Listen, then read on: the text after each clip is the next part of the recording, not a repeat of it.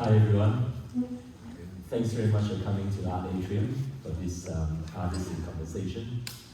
First of all, I'd like to acknowledge the traditional owners of the land, the Grigo, Pichigo, and Gadigal people, and pay respect to the elders past, present, and emerging. This exhibition, Voice and Identity, came about after the referendum.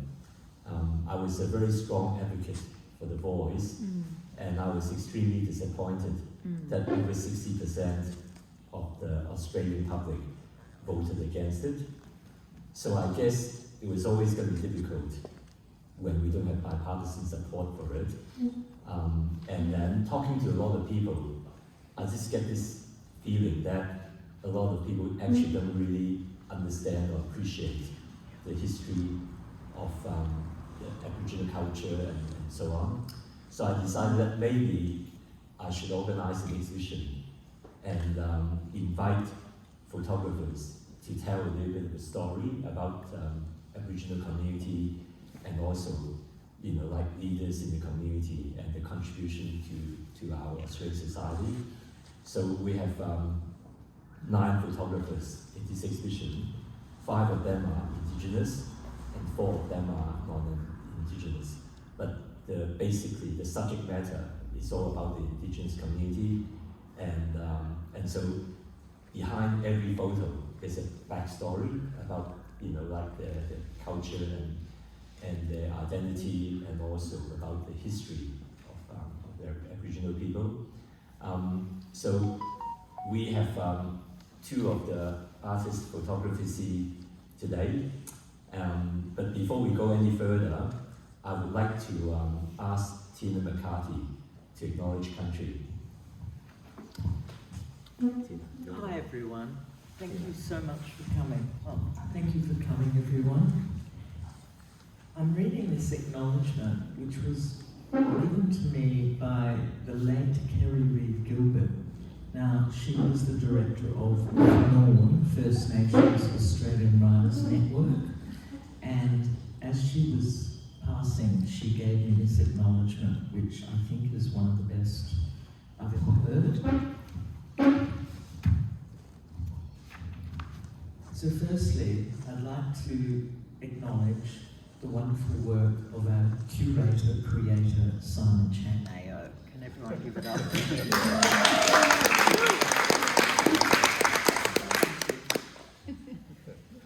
My acknowledgement is from Kerry Reid Gilbert. Now, I'd like to acknowledge the Aboriginal people as the traditional owners, the custodians of which this nation on which we now live and work.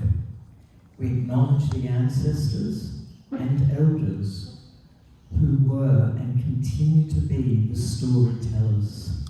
They help us to know our country and her people of the past and present, and more clearly.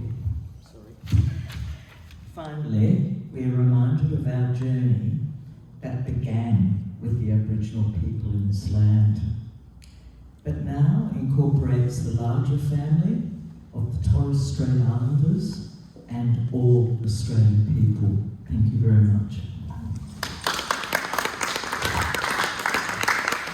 Thank you, Teena. So we start off with William first. When I spoke to William about potentially having some work for this exhibition, like obviously William have shown or have taken photos of various Aboriginal communities over the years.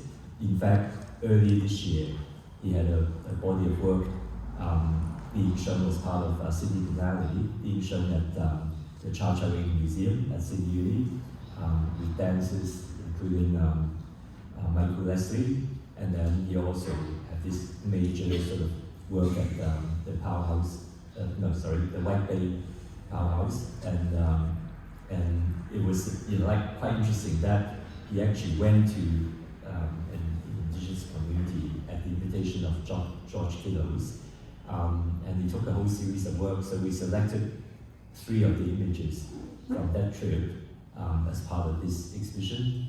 So I'll get William to talk about how that came about, and a little bit of background about this body of work. Thank you, Simon. And I'll stand. Yes, George Widows was a very good friend of mine, and then he was married to Gabriel Dalton. George befriended two of these people, Father and Bruce Shillingsworth.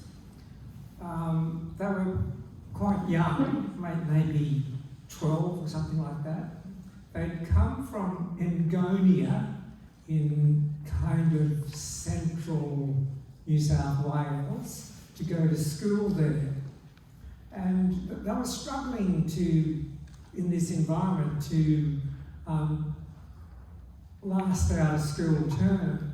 So George invited them to his house on the weekends, and they'd come every weekend, and that probably saved them, that they had somewhere to go where they could use as a second home, and they were able to finish their school terms.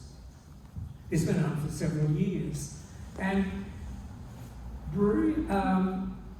George and Gabriel ended up adopting Bruce and Fala as their adopted children, in that loose Asian way, as I call it,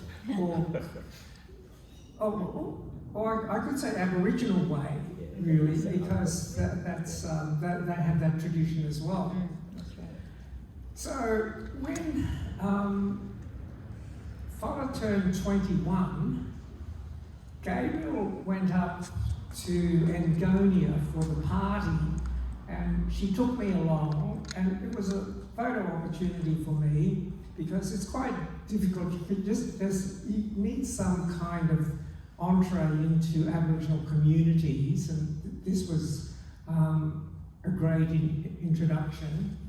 And so we went up there, and we spent about a week up there. And on one of the days, the Shillingsworths went on a hunt, and we broke up into two groups. There was the heavy hunters, which had guns and dogs. There's dogs in that cage, and there were. I was with the second group, and we were more like the gatherers. We just walked through the bush and gathered whatever was there. But like it was the emu nest season, so we gathered emu eggs, and also echidnas. They were also gathered in this gathering expedition. So it was just a wonderful experience. I'll never forget it, because walking through the bush, and I wanted to dawdle and take photos, but I had to kind of hurry my photographs just to keep up with everyone, because otherwise I'd be left behind and get lost in the bush. And that would have been totally an embarrassment. So there's more photographs in this series, but I'll never forget that experience.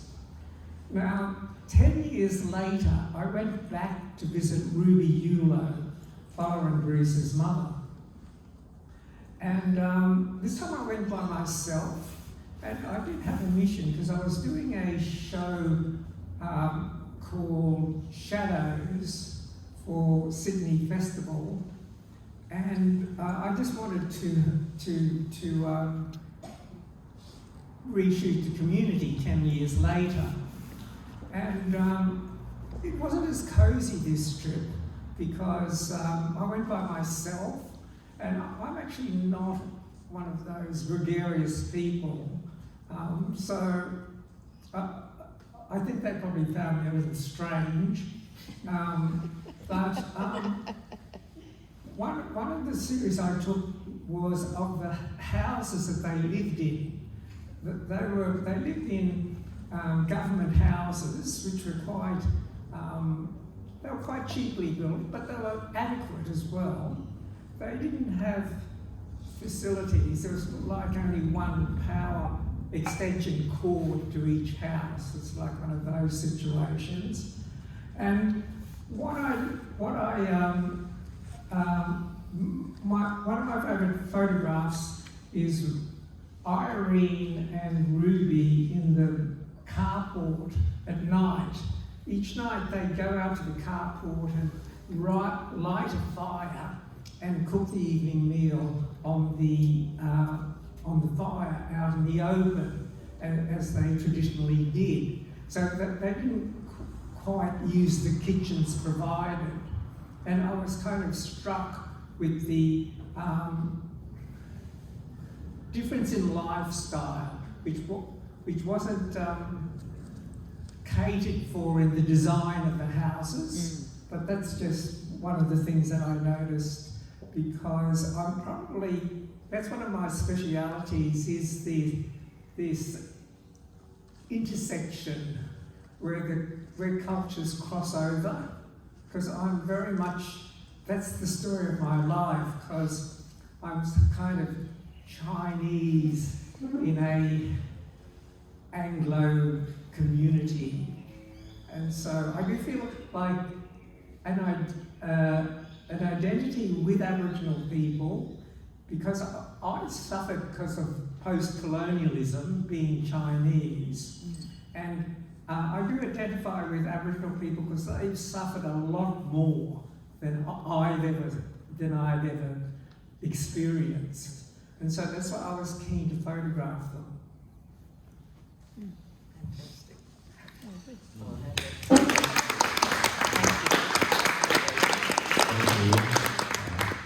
Yeah, it's quite an interesting story actually.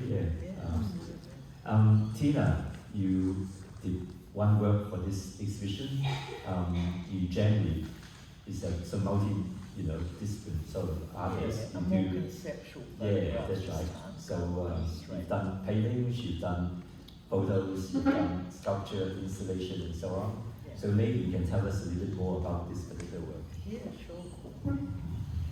Basically, I lived in Alice Springs after I'd been living in Berlin for about a year and Japan for about 6 months. I went to Alice thinking I'd be there for a week or two, and they say if you see the river run 3 times that you're meant to stay. Well, it ran 6 times, and so I did end up staying 6 years there. Whilst I was there, I had a relationship with a woman who lived on a mission, Aranda mission, and it was way out in the East Desert. There's nothing out there but the Ginger Porte, which is Santa Teresa Catholic mission. So I had a house in town where I'd have all the kids and people could come and stay with me in town, and then I would go and live out on a mission, which, believe you me, is third world conditions. Now, in regards to my work, we were travelling on a road, a dirt road, at sunset, and those dirt roads are really corrugated and dust and red dirt and everything, and we're travelling along and we see what looks like horses, but they were black and shiny and really muscular, and they weren't horses, and we didn't know what they were, but they were standing in the middle of the road on Mission Road. And as we slowed down, because we didn't know what they were, they parted and let us through, and then we floored it to get through. We turned around and they came back together, the horses, in dogs. I realised they were dingoes, but they were really huge dingoes. We turned around, they had come back into the middle of the road, which was really interesting, and then they just disappeared, like spirit does. We got to the mission, and I went up and I saw old Julie. I said, I'll go to the head of the mission and ask him what was that. Now he said they were called the gatekeepers, and they were the lawmen.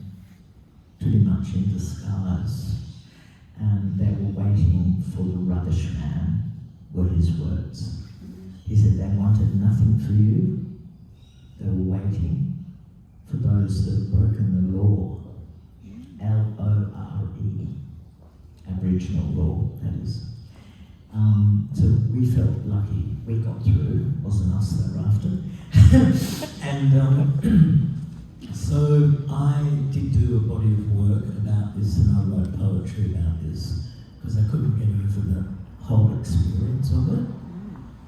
So my painting is those dingo dogs, horse characters jumping through the burning bush, which is a biblical thing.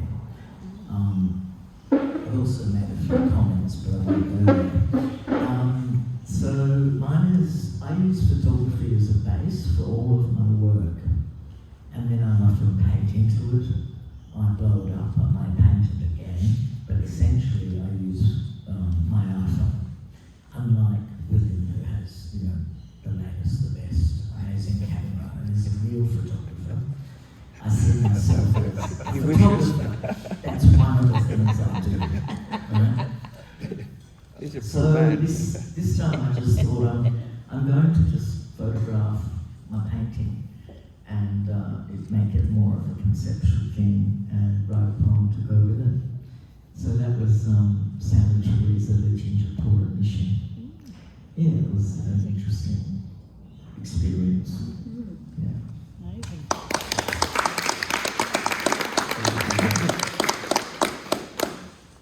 I mean, there's quite a few artists and photographers among us here as well. I mean, for a long time, photography has been sort of considered a poor second cousin in terms of as an art form. Things are starting to change, and which is good. So I'm just wondering whether, you know, both our artist photographers here, what they think about, you know, photography as art.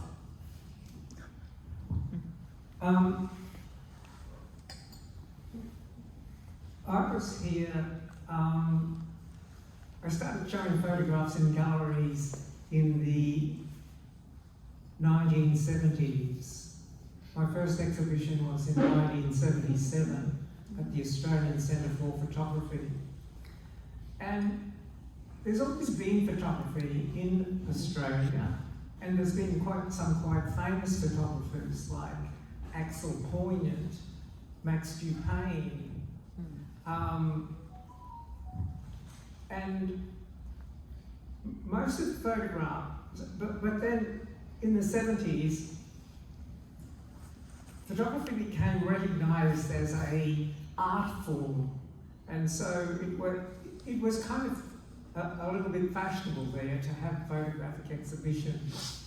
And all of the photographers who showed photographs at that time were mostly documentary photographers or reportage, and most of us had photographic practices, and we, well, at least in my case, so I had a body of work, and I'd just pick out the photographs that I thought should be shown in exhibitions. So that was like the editing process.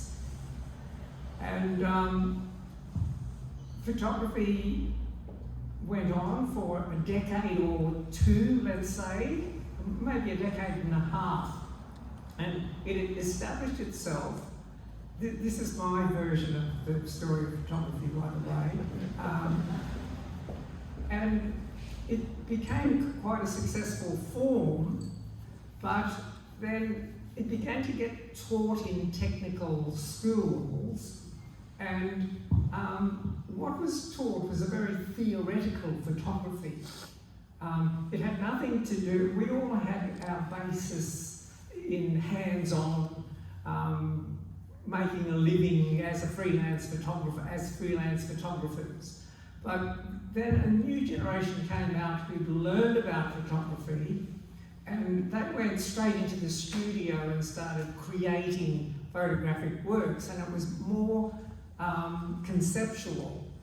And so that school of thought broadly speaking, was called photo media.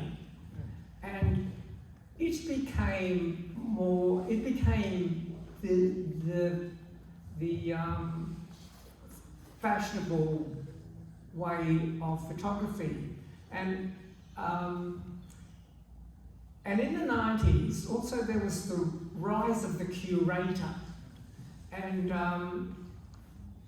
curators favoured, in my opinion again, this form of photography because it was slightly obscure.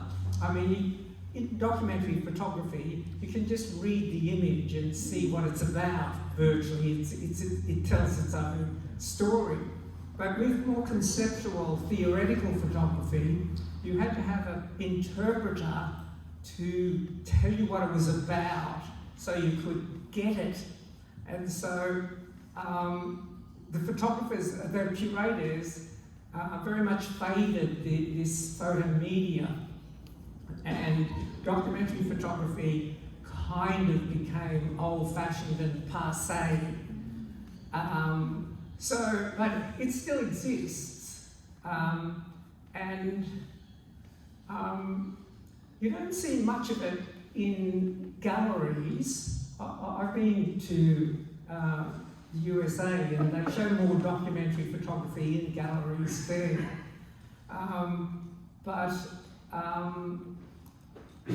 It's kind of a little discarded, in my opinion. But there is a festival in Sydney, Head On Festival, which you've probably heard of. It's quite well known.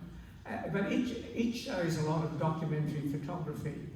But it's hard to find it in museums or gallery, the institutions. They do have photographic exhibitions, and so a lot of so I've tried. I didn't really want to completely change my style and sort of become conceptual or to join that style of photography. But my own journey was, I started to do performance pieces, that's slide projection and talking with the photographs. And so that led me down a totally different track where my work was performatively based, and it was to do with story. And so, in fact, these photographs I put in a performance piece called Shadows, and I was able to use the photographs in a kind of wider context. And this also led to my writing on my photographs, which has become my trademark. And I found that's very successful because, to be truthful, one photograph looks like the next, one person's photograph looks very much like the next person's photograph because it's a mechanical process. But if I write on the photographs, then it kind of identifies the image as mine, and so I've had success with that. But I've probably spent most of my time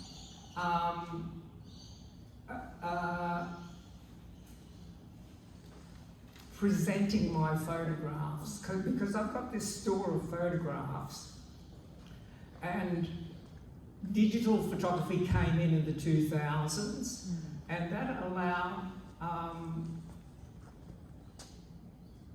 it allowed for different processes. For example, you could easily print large, whereas before, most of the photographs that were shown, say, in the 70s and 80s, weren't that big.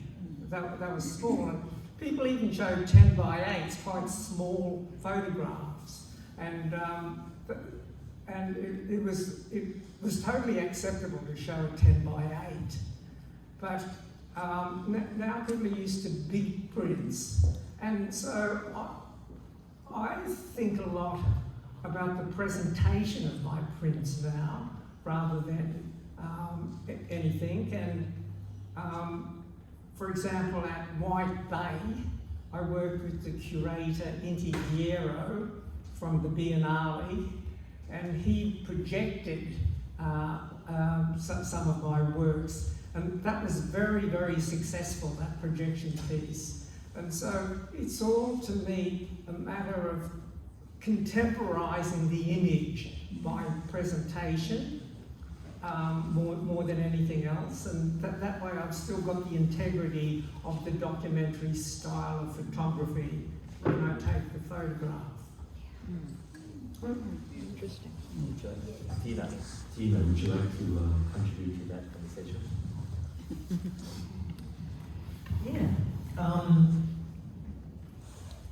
Basically, I've been using my iPhone and for many years now, and the way I work is very experimental as anything, and I like to shoot away, and I'm constantly being reminded by my phone that I've got way too many photos and I need to delete them.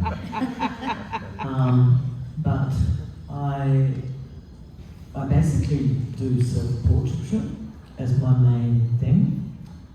So I do performance art as well, and do a performance and document it myself, shoot it myself. Sometimes I may have two cameras going at once, and then see what happens and find out, the magic that comes through. Then I tend to do an experimental process. For example, I'll take a shot, I'll print it out, I'll use the oldest photocopier I can find. I'm giving away secrets here. Then I paint the photograph by hand, then I photograph it again, and then I blow it them very big sometimes, or a reasonable size. And then I go to the materiality of what that is.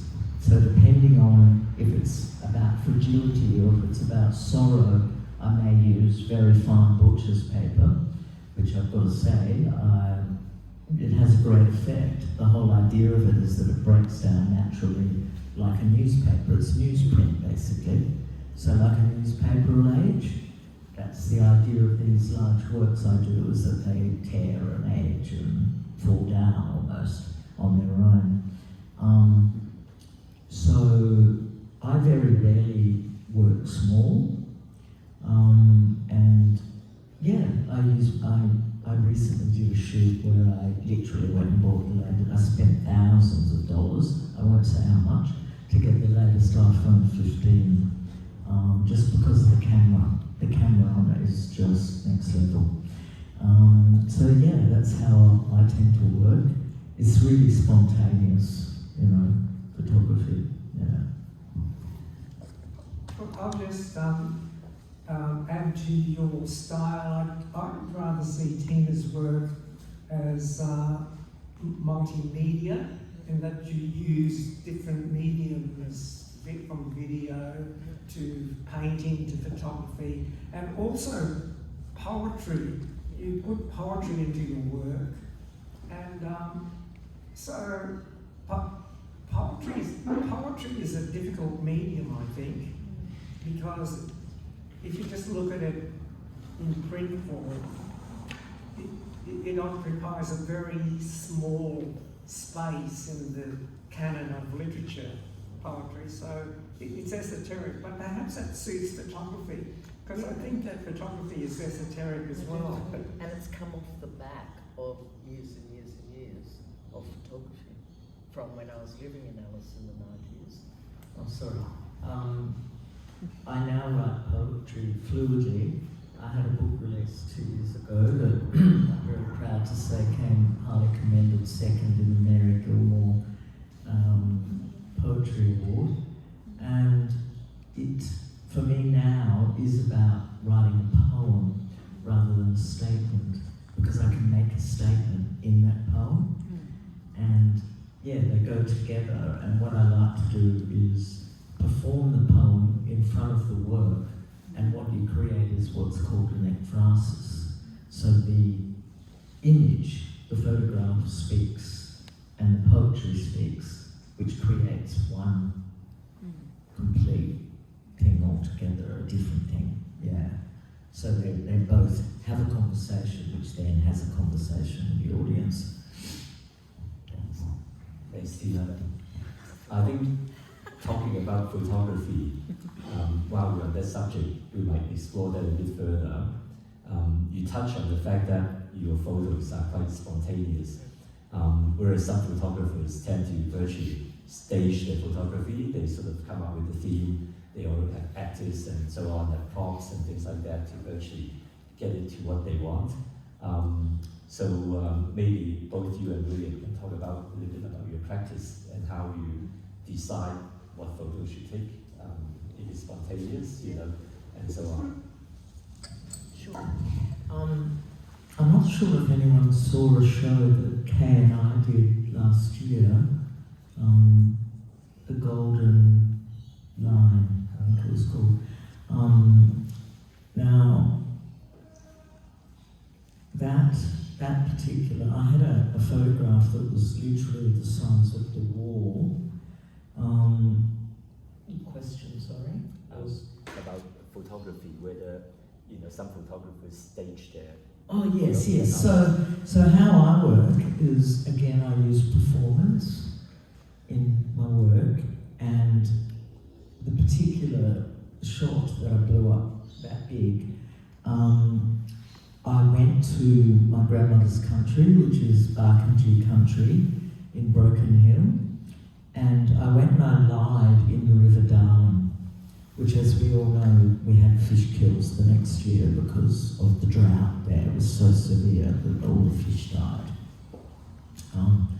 So what I did for that series was I went to Broken Hill, I went to my grandmother's country, I found the River Darling, I lied in the River Darling, I covered myself with dirt, and then I did a selfie, and then I started the process of experimenting with that image. Yeah, so I like to somehow involve my body or myself in the work, and yeah, sometimes it takes a performance to get that. Yeah. Weird. Thank you. So my work is, how I take the photograph is very much documentary. I don't tend to pose them too much. I don't work from a studio, and perhaps that's the biggest difference. There's almost two types of photography. There's the photographer who uses the studio, and the big advantage of the studio is you have control of the light, and so you've got lights, and so you bring your subjects into the studio, and so I suppose that the skill of the studio photographer is to animate the person whom you're photographing, and everyone has got their own different ways of doing that. But you can get high definition images in a studio that you really can't do without a studio, because the natural light just doesn't give you that. And so, but I pursue I use a flash actually when I'm photographing at night, and that gives you a more resolved image. But I more or less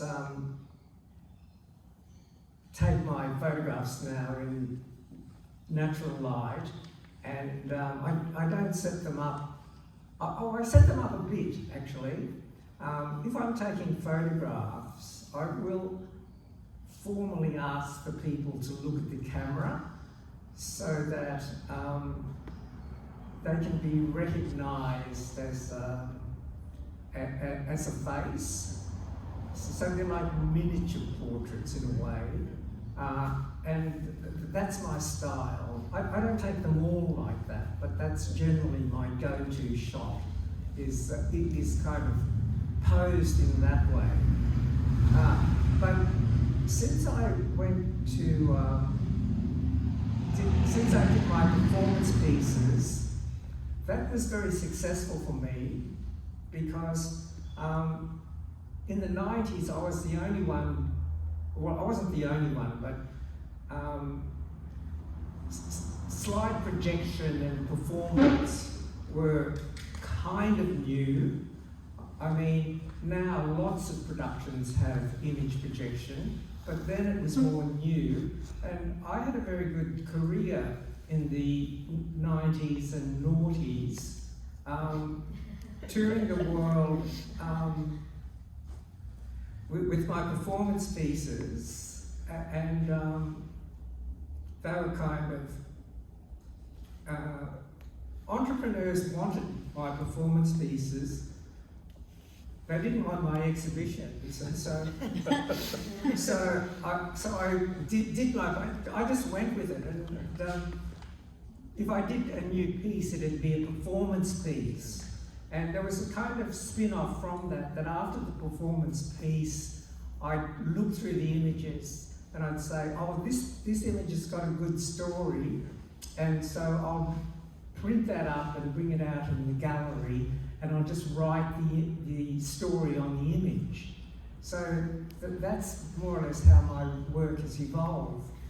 And yeah, and so I'm at a stage now where I don't take as many photographs, but it's very important to think about your collection at this stage in my life, because too many photographs, photographers die, leaving a pile of negatives, totally unannotated, nobody knows what they're about, and a lot of them aren't even dated. So I know many photographers who don't put the date on their image, and so they kind of leave that to someone else to sort out, and so it's better, I think, if you think about this while you're alive, and leave something that's more, which is more explained. You can tell the story. So that's probably what I think of more now as I go. Can I say that I believe that William Yang was the first to do this? I can't remember seeing writing, like beautifully handwritten writing on photos before I saw William Yang. And we go back about 40 years. But it's true that I believe William was the first to do this. And it's one of the things that just makes the photograph even more beautiful and even more special. Is that beautiful handwriting. Yeah. So really, we talk about your work being sort of documentary photography, but a lot of time, obviously, as Teena mentioned, tells a lot of story as well. In fact, like over the years since you've been involved in the various communities and so on. How do you see, and I'll ask both of you this question, how do you see art as a form of social engagement, and even in terms of like advocacy for social justice and so on? Well, the camera captures a moment in time, and you don't have to do anything special for this to happen. It's just in the nature of the camera to freeze a moment in history. And because it's the nature of the world to change and move on, these moments never come again. But collectively they form a story, and so there is a history to photographs, all sorts of photographs. And I think that we're probably in an age where we're kind of, with social media, we're more aware of personal stories and history, personal histories, I mean, and that probably is all history is just a collection of personal histories or stories. And so photography is very important, but the social media has taken over now, and there are just so many images in the world that it's overwhelming, the number of images there are. And I couldn't make a living from my photography now, like the practice that I had in the 20th century. I could, if I did that in that, well, I can't really. So they're just, everybody's a photographer now. Yeah, I was going to say that. Everyone. And so it's hard. So you've got to find a little niche where a person with an iPhone can't do it.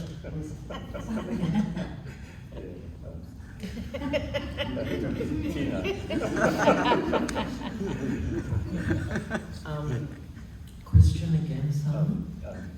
Art of photography as a form of social engagement, and also like in terms of as a vehicle for advocacy for social justice. Yes, I am a fairly political artist, and most of my work, basically my father was stolen by the West Australian government, my nana was stolen by the New South Wales government. So I'm a descendant of 2 generations of stolen generations. Just about everything I do does have a political slant on it. And I may talk about grief. I may make the work about sorrow. Generally, it's fairly emotional, so that people wonder what's going on. Like, why am I crying? Why do I have a sorry cap on? Which are these caps that were made by old Aboriginal women when there'd be a death in the family. They would sit and just plaster their head with ochre, not the whole head, just where the brain is at the front, and they would build up with clay these hats called Kopi, K-O-P-R, sorry caps. After the grieving period had finished, now sometimes these caps would become 8 kilos worth of clay. They would then often bleed with them on. After they'd finished being sorry, they would then take them to the grave and place them around the grave. And that was, for me, I see that as earth to earth, dust to dust. So coming from the earth, going back to the earth. But it was also done to protect the grave from evil spirits as well. So I generally try to make a comment in regards to, politically what's happening. I was going to talk about The Voice, which we had a very candid discussion recently about. At first I was a bit gobsmacked, can I even speak about The Voice?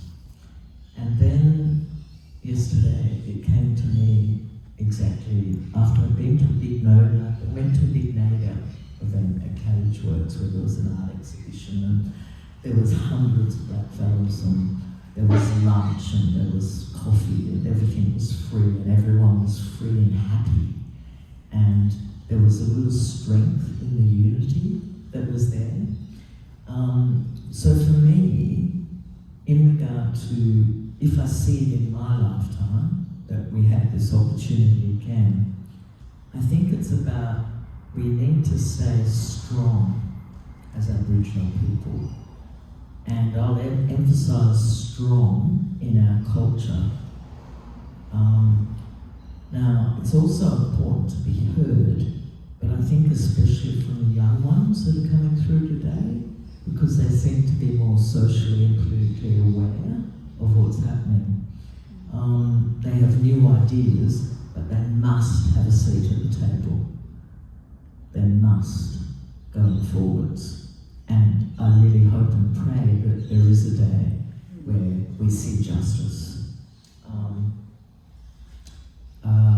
I think it's important for us to build them up and give them opportunities as future leaders. And I'd love to see a day where that happens.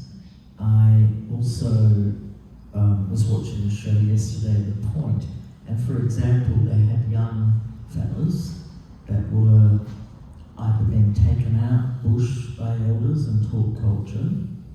If they'd gone to RIF or whatever, they would get a lot of healing from that. They also took up boxing, which also gave them strength and culture and a connection to culture. So they're They're the sort of things that, the challenges that we're looking at in Alice Springs, especially at the moment, and I believe in Maureen and other places. There's reasons why people go holistic. I won't go into it, but the hotel that got barraged in Alice Springs has what they call an animal bar, where blackfellas are allowed in the pub into the animal bar. Now they wonder why they get bricks thrown in the window. Thanks, Teena. So you've both been very busy for the last 12 months. So maybe you can tell us, moving forward, what's happening. You know, like say, start off with you, William, first. You just had the Silicon Valley, which is extremely successful. You have works across 3 venues, you know, in White Bay, at Charterwood Museum at Sydney Uni, and also at UNSW Galleries. So I know you're working on something in Melbourne coming up, so maybe you can tell us a little bit about that. Right, well, I was thrilled to be part of the Biennale of Sydney, and I do have to thank the curator, Inti Guerrero, who actually discovered a cache of early photographs I took in the 70s of Aboriginal and Islander dance theatre, which was by accident. I photographed their very first performance, which was in one of the courts of the Opera House. It was called Forward into the Dreaming, or something like that. And it was a kind of historic event, really, which I didn't realise I was photographing it. And I had never shown the photographs before, but I'll just tell you how it's by chance that some things get discovered. Inti was very knowledgeable. He knew about 2 black dance symposiums which were held in the 70s. The second one was held in Nigeria, and he knew about that. And as he was looking through my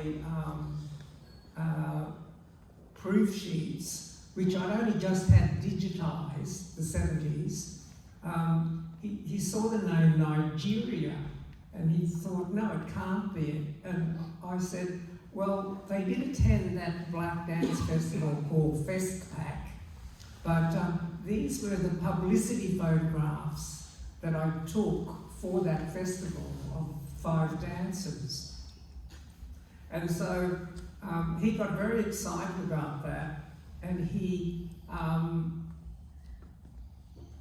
actually interviewed the dancers who were still alive, and also Carol Johnson, who was who ran that dance school, and other people.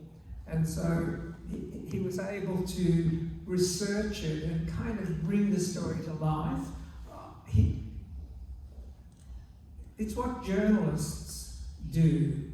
I don't have that skill myself, but anyway, he brought those photographs to life. And it's almost started a resurgence of interest in the early Aboriginal dance. And I know a person from Brisbane who was wanting to do make a TV series about that time, which is pre-Bangara. Bangara only started 10 years after Forward into the Dreaming. So there's there's that body of work which I was very happy came to light. And at the moment I'm working on a new performance piece which was commissioned by Asia Topa in Melbourne. It's a triannual performance festival. And Jeff Kahn, who used to run performance plays at Carriage Works, and who commissioned me to do Party Verb a couple of years ago, he thought that he commissioned me to do a piece for Asia Topa. I'm not really supposed to talk about it because it's all embargoed. But I'll just tease you and say it's going to be in the Asia Topa Festival in February and also the Sydney Festival. And you can, it's called Milestone, William Young Milestone, so you can look out for it. And I feel that I shouldn't tell you any more. Otherwise I'll be breaking the embargo. They have a bit of an embargo story too. Okay. So that's the main thing that I'm doing now. But I've also got to digitise all my negatives. And that's something that that's a lot. Yeah. But so that's a task that I can keep doing.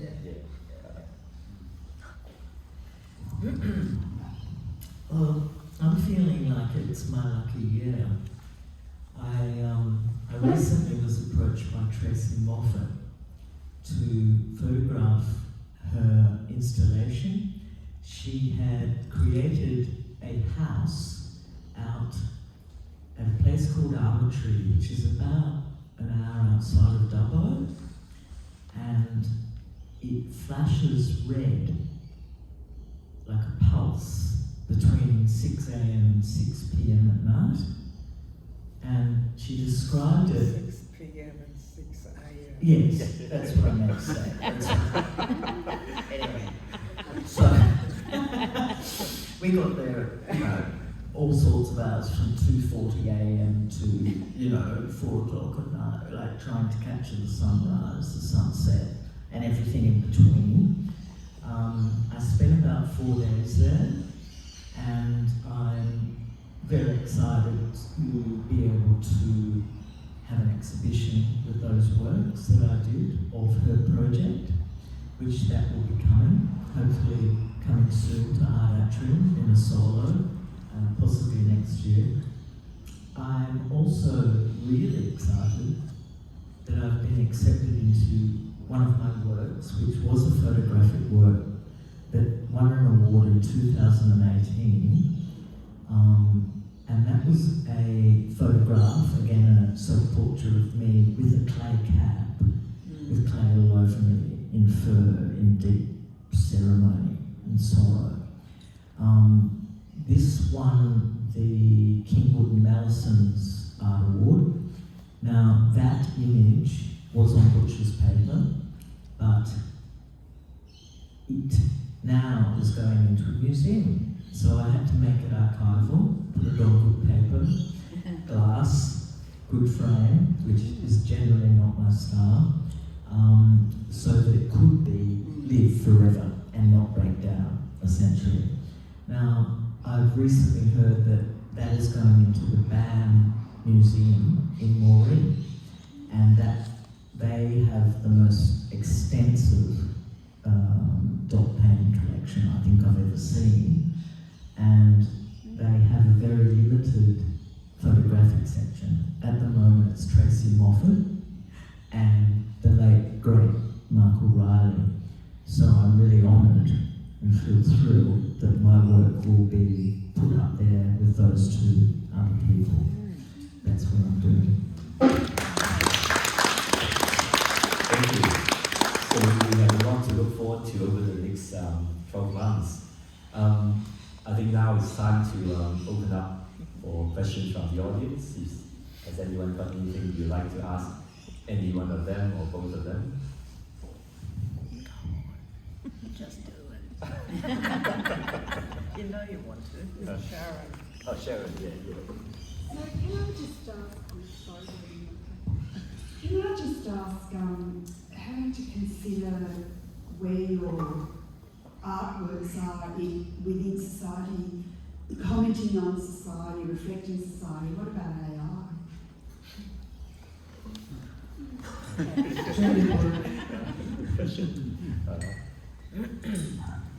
completely terrified about it and basically not interested.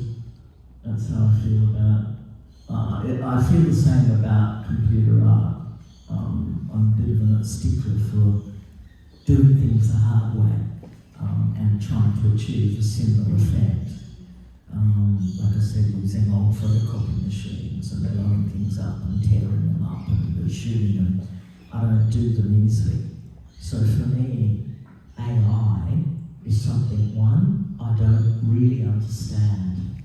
So, two, I'm frightened of it. Three, it's the future and I think I'm allergic to it.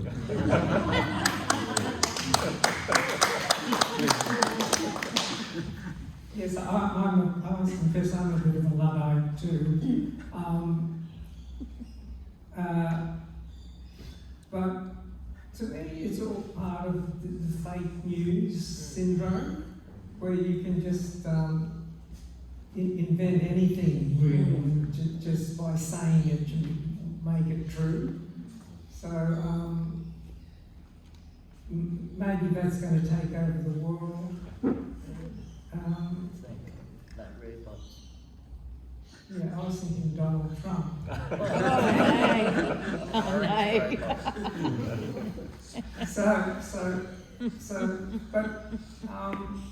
I was at my printer's the other day. This is a story, and I had this very old photograph. It was a crowd scene at Mardi Gras, and I said to my printer Warren, I said, "Hey, you've done a really good job on this print, Warren. What have you done?" And he said, "Oh, I used some AI, and it's it's kind of given definition to all the faces. It's kind of filled in all the gaps." Without permission. What? Without your permission. No, that's okay. He's my printer. No worries. I would have been upset. I really liked it. It's an improvement. Okay. Yeah. Oh, okay, sorry. Yeah. That's your printer ringing now. Sorry. No, sorry. John Mundy, sorry, I just turned that off.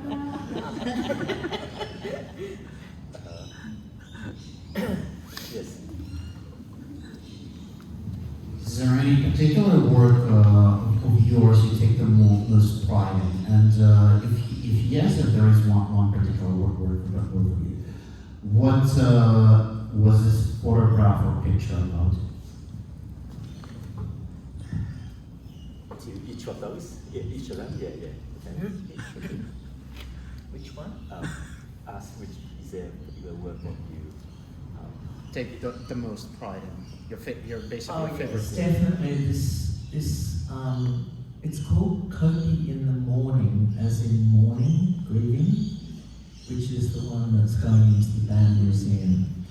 And it was shot in front of a tree outside my house, covered myself in clay, chucked on a fur coat, did a selfie, and the way I edited it gave it a really painterly effect. So you know, you really, it's like, is it a painting, is it a photo, is it a photo, is it a painting? And that's my favourite thing. If I can achieve that, I'm stoked.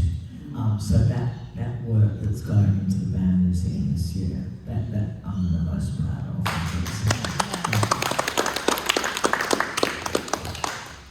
Well, just about, I've got thousands of favourite photographs.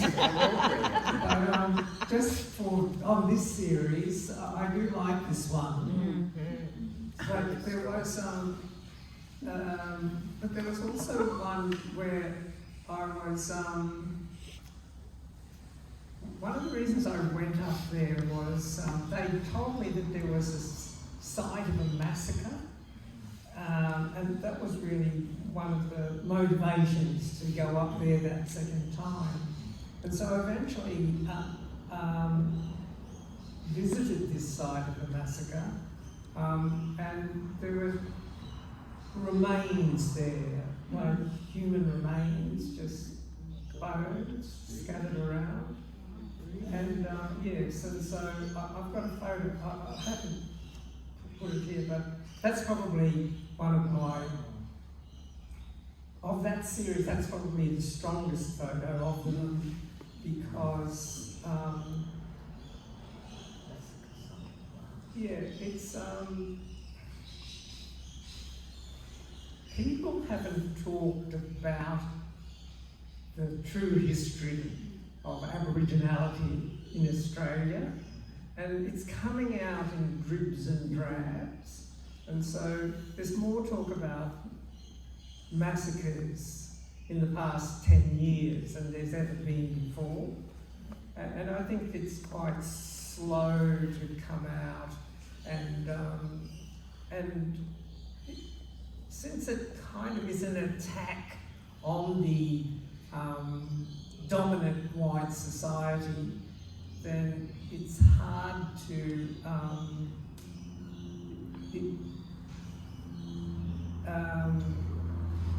yeah, that's right. It hasn't been given air or something like that.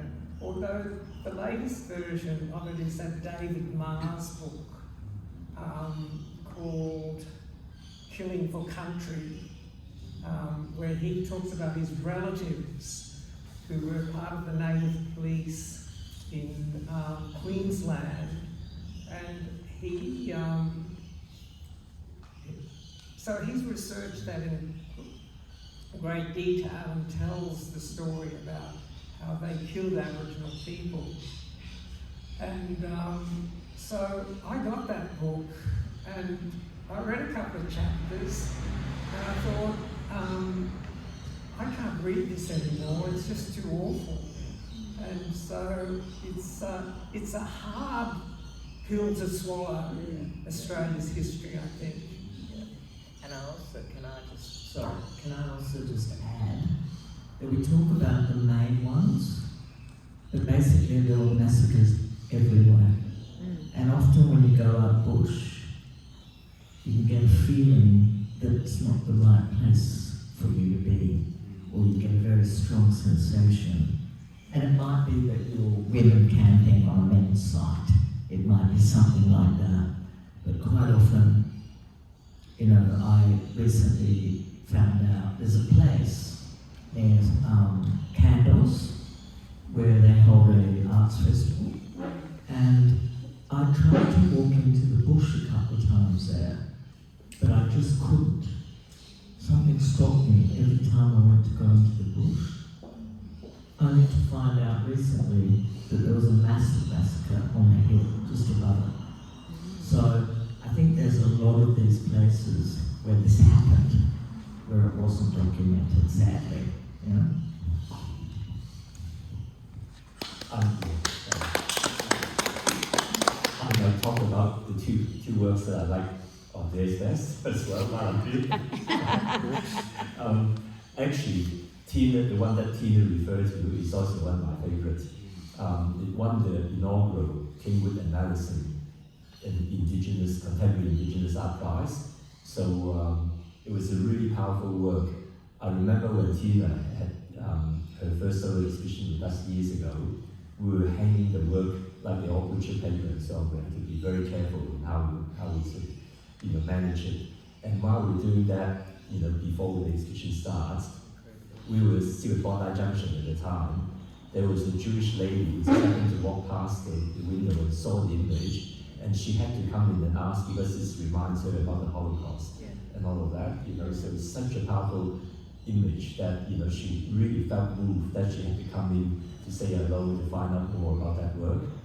And with Williams, I mean, he's got thousands of works, and it's virtually, as he said, impossible to pick a favorite one.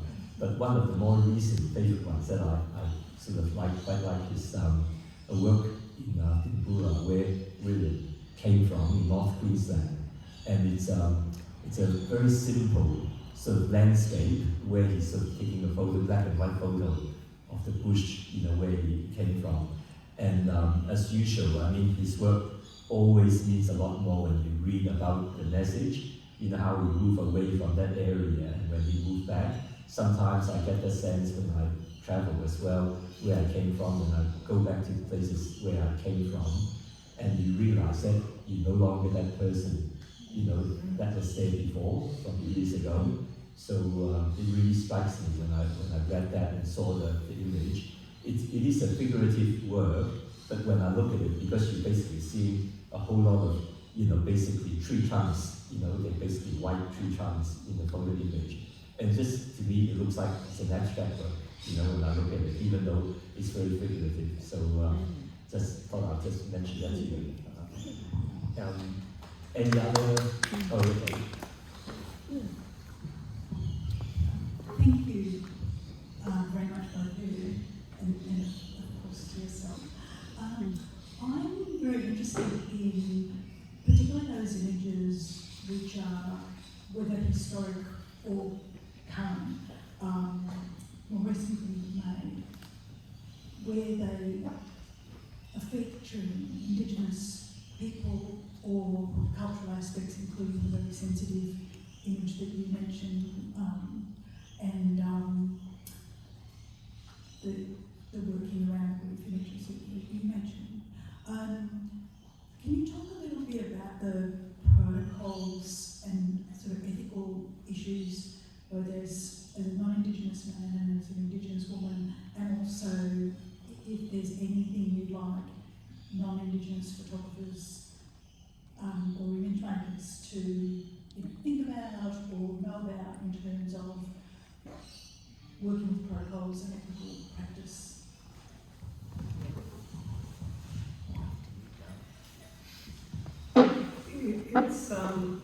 It's tricky photographing Indigenous communities. First of all, you just can't go in there and snap away. Or some photographers do that, but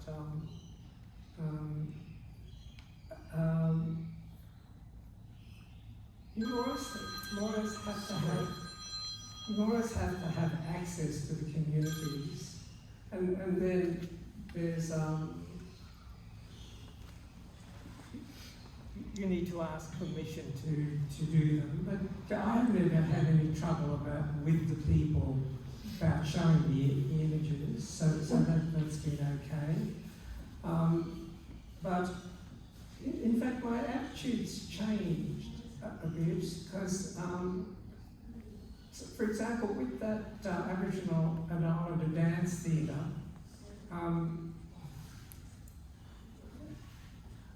I took those photographs and I took them off my own bat, and they're really important historic photographs now. And so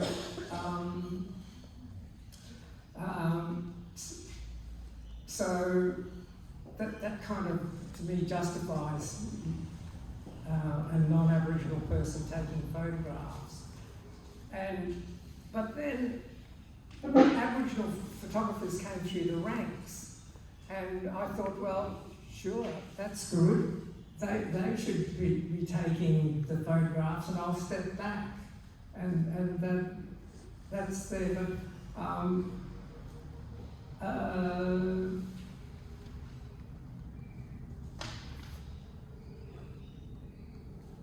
I still have I still have a connection with the Shillingsworths, for example, and they had a NAIDOC week, this is about a decade ago, event at Brewarrina that they asked me to come up and photograph.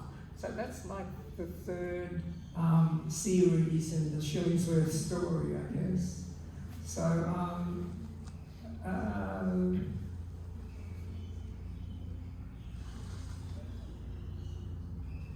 I don't see anything, I don't have any inhibitions about photographing Aboriginal people, but it's good that there are, it's well documented now, and that there are, Barbara O'Grady, for example, that photographer, she's done an incredible body of work.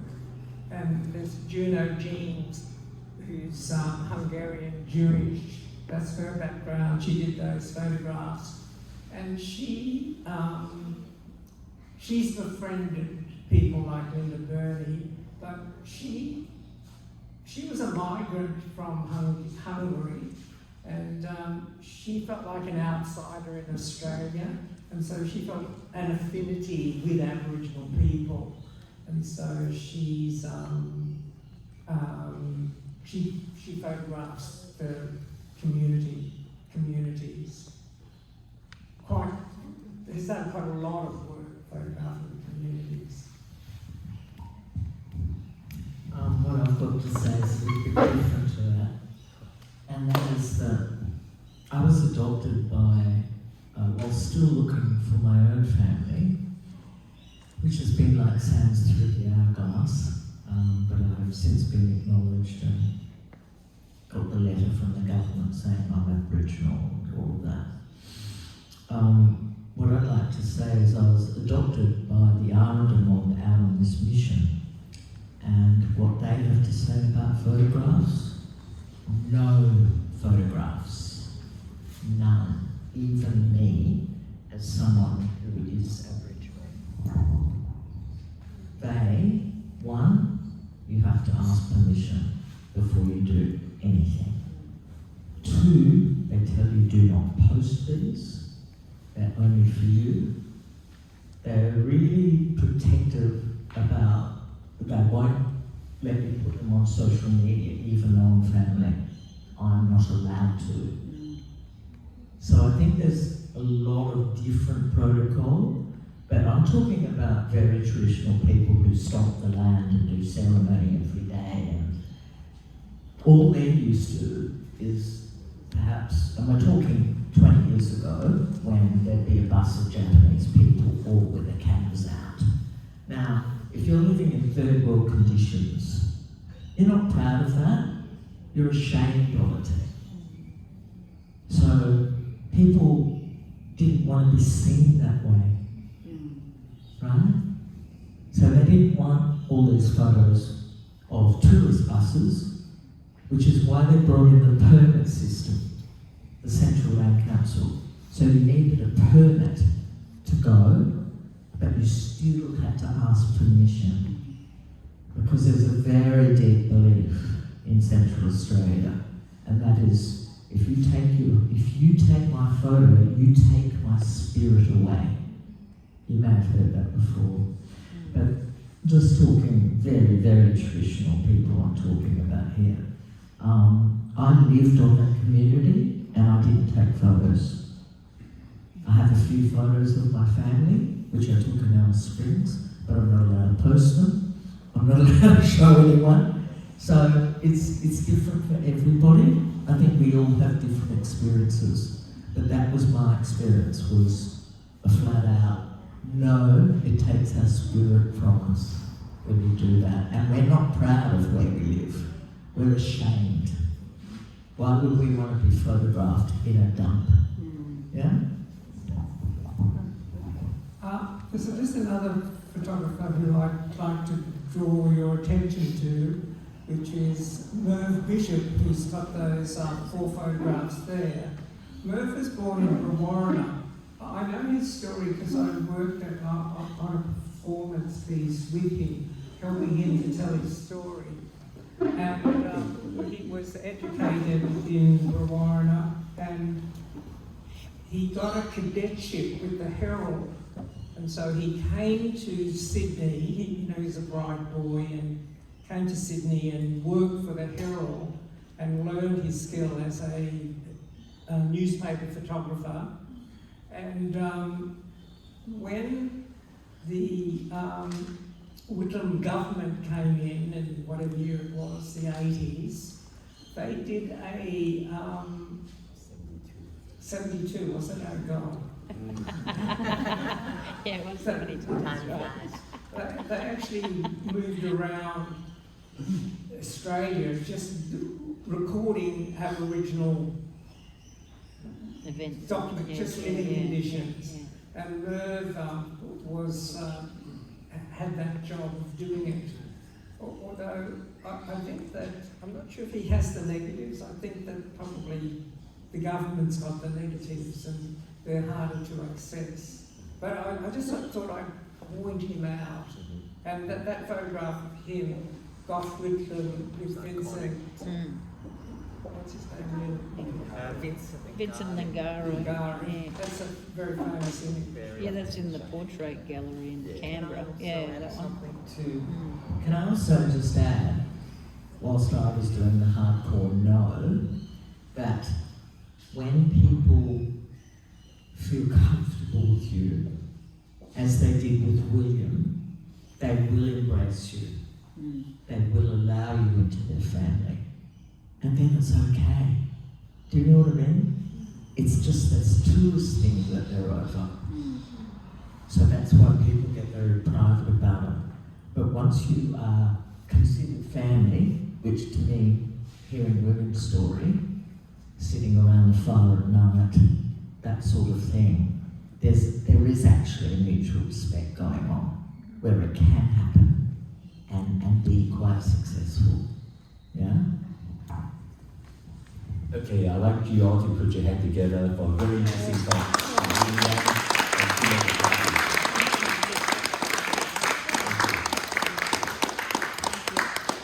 Continue to have a look at the exhibition and get a few drinks.